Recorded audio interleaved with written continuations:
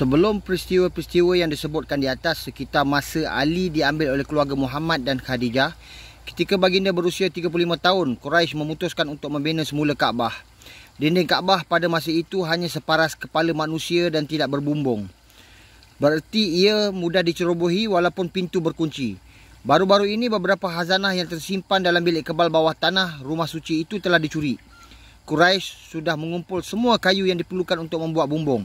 Sebuah kapal milik saudagar Yunani di Jeddah telah terlajak ke pantai dan pecah sehingga tidak dapat dibaiki lagi. Kayu daripada kapal ini diambil untuk dijadikan kasau. Dan kebetulan pada waktu itu seorang Kipti yang merupakan seorang tukang kayu yang mahir sedang berada di Mekah. Namun rasa takjub Quraisy terhadap Kaabah terlalu besar sehingga mereka teragak-agak untuk menyentuhnya.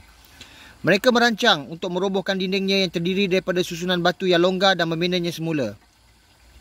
Tetapi mereka bimbang jika tindakan itu menjadi satu tindakan yang mencemarkan kesucian Kaabah. Dan keraguan mereka bertambah apabila seekor ular besar muncul dari bilik kebal setiap hari untuk berjemur di salah satu dinding Kaabah. Ular itu akan memanggung kepalanya dan mendesis dengan rahang yang menganga jika ada siapa yang mendekatinya. Dan hal itu menggerunkan mereka. Tetapi pada suatu hari, semasa ular tersebut sedang berjemur di bawah sinar matahari, Tuhan mengirim seekor helang untuk menyerangnya. Helang itu menyambar dan membawanya terbang pergi. Maka orang Quraisy berkata sesama sendiri, sekarang baru kita boleh berharap agar Tuhan merestui niat kita. Kita mempunyai seorang tukang yang hatinya bersama kita. Dan kita juga memiliki kayu dan Tuhan telah menjauhkan ular itu daripada kita.